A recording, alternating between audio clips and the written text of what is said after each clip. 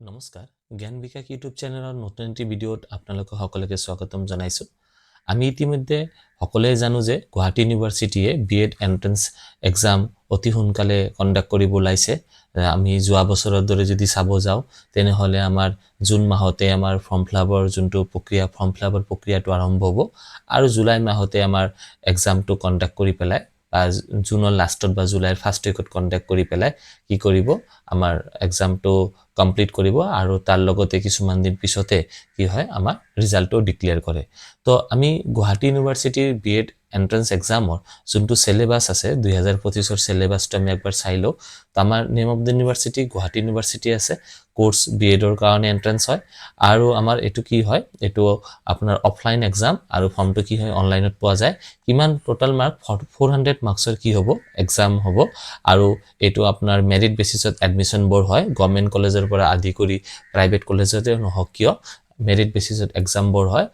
আমি যদি সিলেবাসটো চাবলৈ যাও তো সিলেবাসত কি আছে একবাৰ আমি চাই লও যে জেনাৰেল ইংলিশৰ পৰা 30 কোশ্চেন আহিব 120 মাৰ্কস তাৰ মানে পাৰ কোশ্চেন আপোনাৰ 4 মাৰ্ক কে থাকিব জেনাৰেল নলেজত আপোনাৰ 30 টা কোশ্চেন আহিব 4 কৰি আৰু test of reasoning and numerical এবিলিটিৰ ওপৰত 30 কোশ্চেন 4 মাৰ্ক আৰু কাৰেন্ট ইন্ডিয়ান এডুকেশন ঠিক আছে কাৰেন্ট ইন্ডিয়ান এডুকেশনৰ ওপৰত 10 টা কোশ্চেন আহিব 4 মাৰ্ক কে 40 মাৰ্কসৰ যেহেতু B.Ed এন্ট্ৰেন্স এক্সামটো আৰু বেছি দিন নাই গতিকে আমি B.Ed এন্ট্ৰেন্সৰ লগত সংগতি ৰাখি পেলাই অ্যাকৰ্ডিং টু সিলেবাস প্ৰিপাৰেচন বোৰ আৰম্ভ কৰিম আমাৰ অলৰেডি কিছুমান ভিডিও B.Ed এন্ট্ৰেন্সৰ ওপৰত আপলোড কৰা আছে যদি আপোনালোকে সেই ভিডিওবোৰ চাই তেনেহলে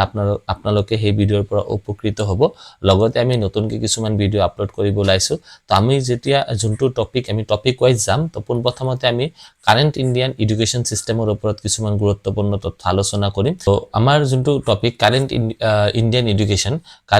এডুকেশনৰ ওপৰত কিনো আছে একবাৰ আমি চাই লও সো কাৰেন্ট ইন্ডিয়ান এডুকেশন সিস্টেমৰ ইস্যুস এন্ড পলিসিৰ ভিতৰত কি আছে তো প্ৰথমতে আমাৰ ইয়াতে আছে national policy of education 2020 universalization of elementary education right to education Sarva Shiksha Abhiyan secondary education and ৰাষ্ট্ৰীয় মাধ্যমিক শিক্ষা অভিযান তো আমি স্টেপ বাই স্টেপ এবোৰ শিকিম তো আজি আমি যোনটো টপিক আৰম্ভ কৰিব লাইছো এলিমেন্টাৰি এডুকেশন NEP ৰ ওপৰত অলৰেডি মোৰ এটা ভিডিও আপলোড কৰা আছে যদি আপোনালোকে সেই ভিডিওটো চোৱানে সেই ভিডিওটো এবাৰ চাই লব NEP ৰ ওপৰত যিকোনো ধৰণৰ কোশ্চেন আহিলে মই অন্তত এইখিনি নিশ্চিত যে আপোনালোকে হেতু অ্যাটেম্প কৰিব পাৰিব কাৰণ NEP ৰ ওপৰত সেই ভিডিওটো ভিতৰত বহুত কেটা গুৰুত্বপূৰ্ণ প্ৰশ্ন উত্তৰ আলোচনা কৰা হৈছে তো আমি যোনটো সেকেন্ড পাৰ্ট এলিমেন্টাৰি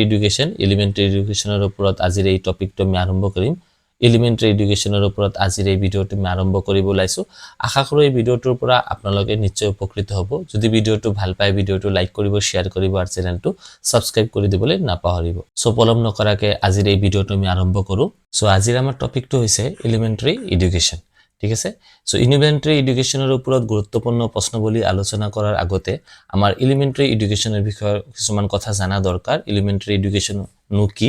তো আমি প্ৰথমতে চাও in the year 1950 the constitution of India under directive principles of state policy ঠিক আছে directive principles of state policy had a provision for free and compulsory education for all children till the age of 14 years কি কৈছে 1950 চনত ভাৰতৰ সংবিধানৰ directive principle of state policy মতে কি কৰিব লাগিব 14 বছৰৰ লৈকে প্ৰতিটো বাচ্চাৰ কাৰণে কি কৰিব শিকুৰ কাৰণে ফ্ৰী আৰু কম্পালসৰি এডুকেশনটো হোৱা দৰকাৰ The education system falls under the Human Resource Department of the Government of India. The educational apex head for elementary education is National Council for Education Research and Training. ঠিক আছে NCERT কি হৈছে elementary educational কি আছে apex head মানে মুখ্য in India, elementary education is for duration of 8 years. The children under the elementary schooling system covers 2 stages catering age group 6 to 13 years. Classes 1 to 5 primary stage aru 6 to 8 middle stage. The nodal department NCERT is the Department of Elementary Education, which was indispensable functioning of advising various suggestion and policies of the government of India with respect to elementary education. তো ইয়াতে কি কৈছে ইয়াতে কৈছে যে elementary এডুকেশনটো 1950 চনত ভাৰতৰ সংবিধানৰ দ্বাৰাই স্থাপন কৰা হৈছিল আৰু তাৰ মুখ্য উদ্দেশ্য কি আছিল ফ্ৰী আৰু কম্পালসৰি এডুকেশন কিমান বছৰলৈকে 14 বছৰৰ শিশুৰ কাৰণে এডুকেশন সিস্টেমটো কাৰ আন্ডাৰত পৰিছে হিউম্যান ৰিসোৰ্স ডিপাৰ্টমেন্টৰ আন্ডাৰত পৰিছে আৰু এলিমেন্টাৰী এডুকেশনৰ মুখ্য সচিব বা মুখ্য বোৰ্ডটো কোনটো আছে NCERT National Council for Education Research and Training in India elementary education is for 8 years 8 বছৰৰ কাৰণে 6 বছৰৰ পৰা আৰম্ভ কৰি 13 বছৰ বা কেতিয়াবা আমি 14 বছৰ পাও ইয়াতে 14 ইয়াৰ্স লিখিব পাৰে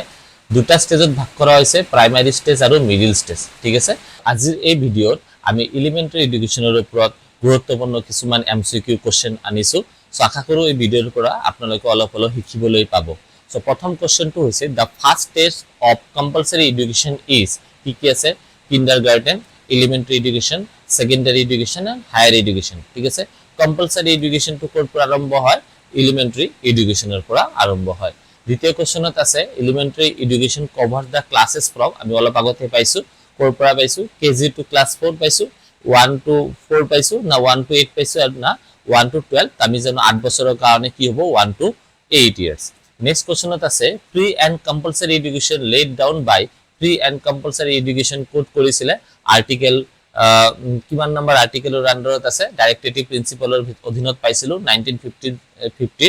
যোনটো কনস্টিটিউশন আমাৰ প্ৰভাইড কৰিছিলে আৰু কিমান আৰ্টিকেল ভিতৰত আছে আৰ্টিকেল 21A নেক্সট কোৱেশ্চনত আছে universalization of elementary education is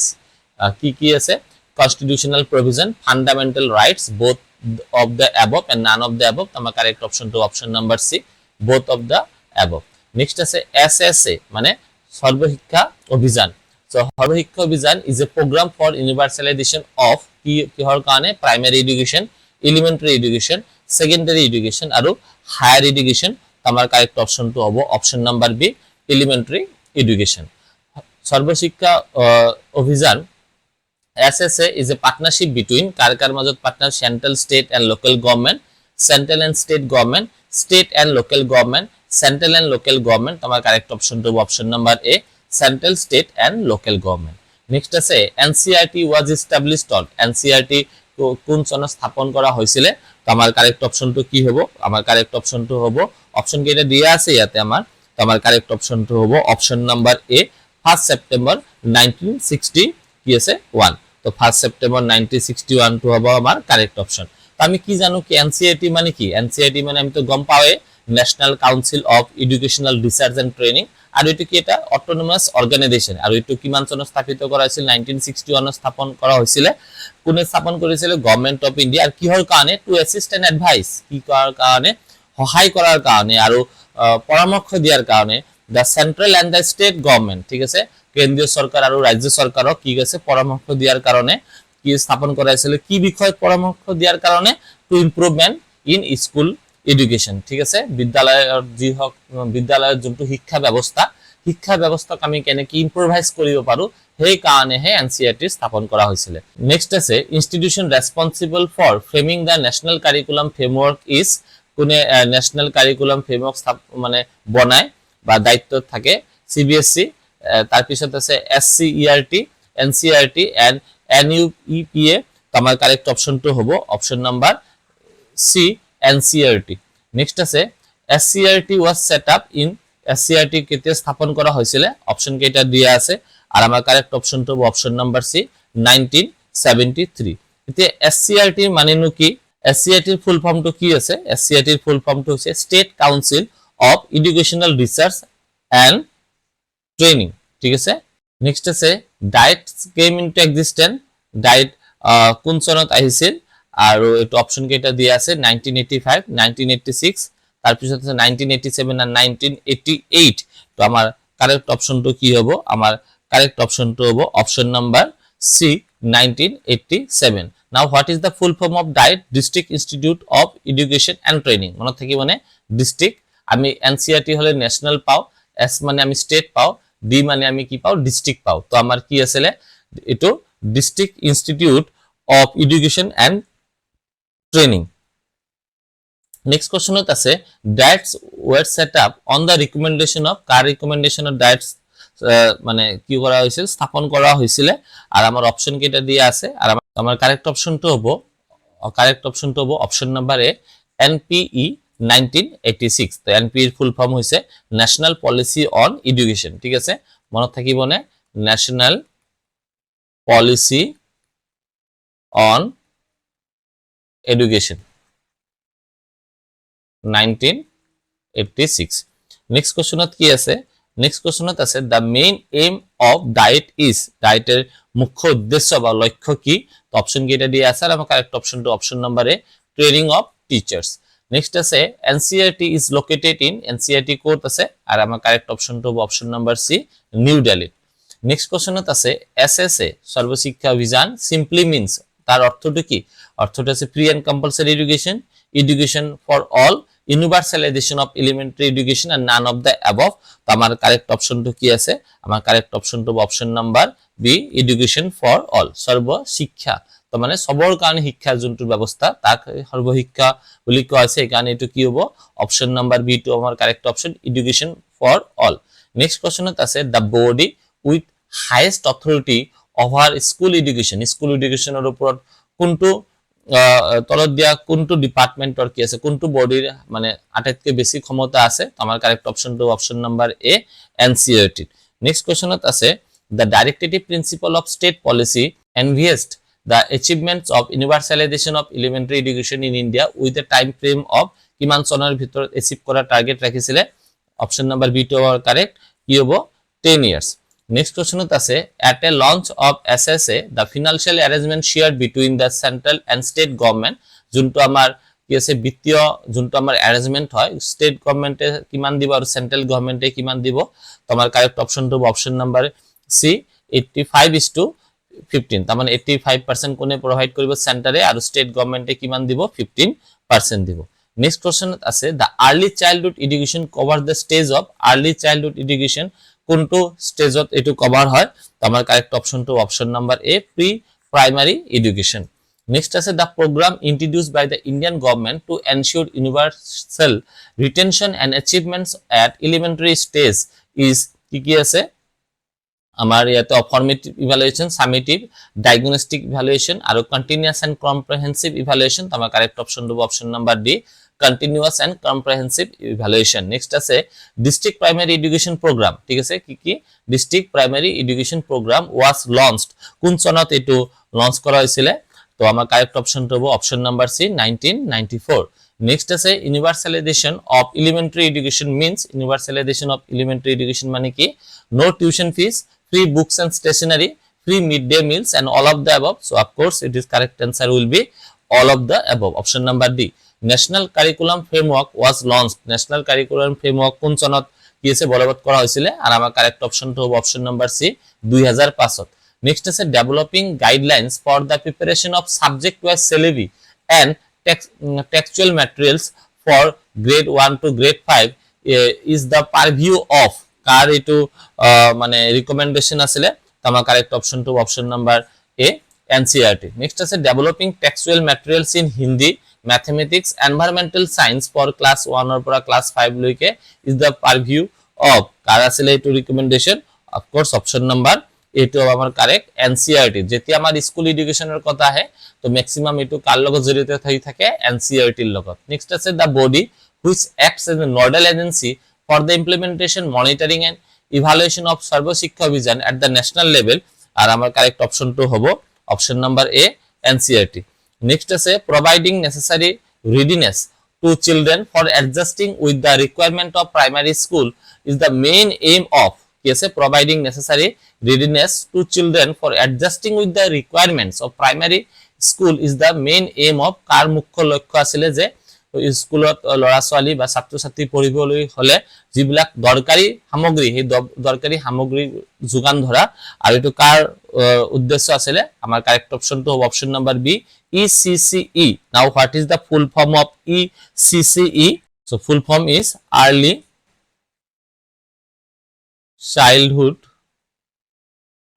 childhood care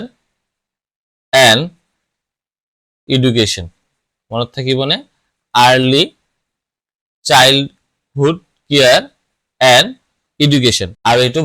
ভাৰতত 2013 চনত কি হৈছিলে ভাৰতত 2013 চনে গভৰ্নমেন্ট অফ ইন্ডিয়া এটো কি কৰিছিলে এডপ্ট কৰিছিলে নেক্সট কোৱেশ্চনত আছে